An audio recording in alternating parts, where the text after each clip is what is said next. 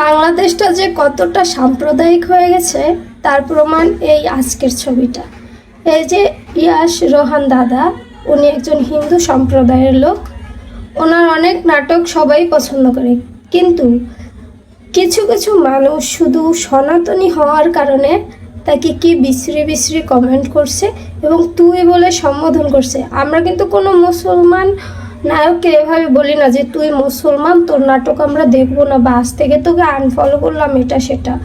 কিন্তু এখানে আমার সম্মান বেড়ে গেল যে এই দাতাটা খুব সুন্দরভাবে রিপ্লাই করছে যে আপনি দেখেন বা না দেখেন এটা আপনার ব্যক্তিগত ব্যাপার।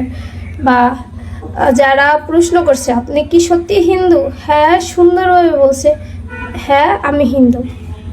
তো এভাবেই আমাদের আমরা আশা করি যে সনাতনীরা এভাবেই পরিচয় দিই গর্বের সাথে যে হ্যাঁ আমি হিন্দু।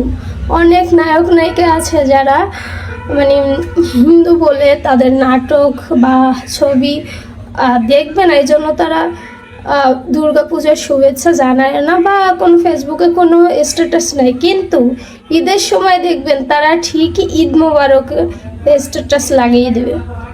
তো এই দিক থেকে তার প্রতি আমার সম্মান অনেক বেড়ে গেল। আর যারা এরকম সাম্প্রদায়িকতা করছেন, আপনাদের দরকার নাই ওনার নাটক দেখার। যারা ভালো মানুষ তারা অবশ্যই দেখবে। ধন্যবাদ।